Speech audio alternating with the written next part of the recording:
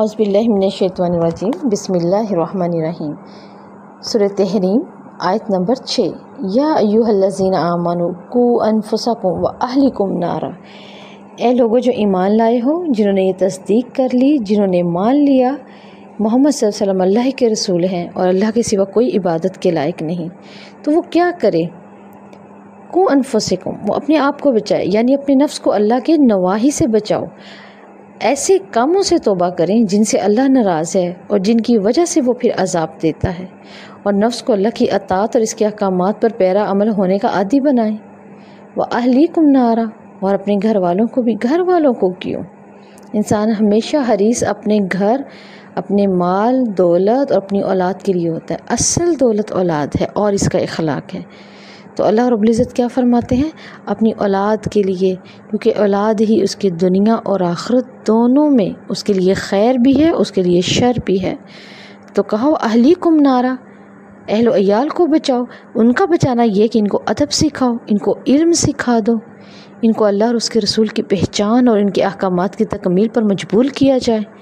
بس بندہ اسی وقت محفوظ ہوتا ہے جب وہ اپنے بارے میں اور ان لوگوں کے بارے میں جو اس کی سرپرستی میں ہیں اللہ تعالیٰ کے اوامر کی تکمیل کروائے۔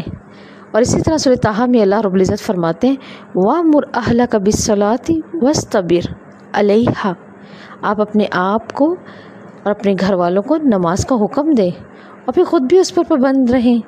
اسی طرح اللہ رب العزت نے سورۃ شعراء میں بھی کیا فرمایا؟ وَأَنذِرْ عَشِيرَتَكَ الْأَقْرَبِينَ، آپ اپنے قریبی رشتہ داروں کو ڈرائیں۔ تو اللہ رب العزت کیا چاہتے ہیں ہم سے؟ اللہ تعالیٰ نے اپنے آپ کو اور اپنے گھر والوں کو آگ سے بچاؤ کا حکم دے کر کس طرف توجہ دلائی ہماری؟ کیا چاہتے ہیں اللہ تعالیٰ ہم سے؟ اللہ تعالیٰ نے اپنی اصلاح کے ساتھ ساتھ گھر والوں کی اصلاح کی طرف توجہ دلائی ہے۔ ہمیں اس آیت سے معلوم ہوا گھر والوں کی اسلامی تربیت کیوں ضروری ہے۔ اس لیے ضروری ہے کہ وہ جہنم کا ایندھن بننے سے بچ جائیں۔ اور رسول اللہ صلی اللہ علیہ وسلم نے اولاد کی اصلاح کے لیے کیا احکامات دیے؟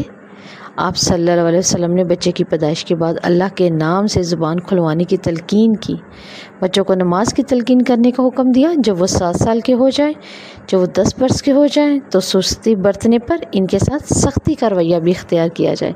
تو اللہ رب العزت ہم سے چاہتے ہیں کہ ہم اپنی اولاد اور مال کو برے منظر اور برے حال سے بچائیں۔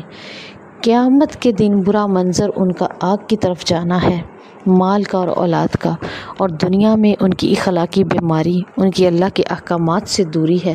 تو آپ صلی اللہ علیہ وسلم نے ہمیں مال اور اولاد کے برے منظر دیکھنے سے بہت خوبصورت ایک دعا سکھائی۔ اس دعا کو صبح شام اپنی ہر نماز کے بعد اپنی اولاد کے لیے کیا کریں۔ اور وہ دعا کیا ہے؟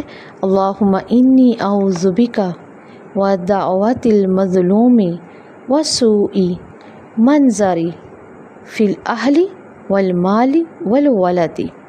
اے اللہ رب العزت، میں تیری پناہ لیتی ہوں مظلوم کی بد دعا سے اور گھر، مال اور بچوں میں برا منظر دیکھنے سے۔ اللہ تعالی ہم سب کو اپنی اولاد کی آزمائش اور برا منظر دیکھنے سے محفوظ رکھے۔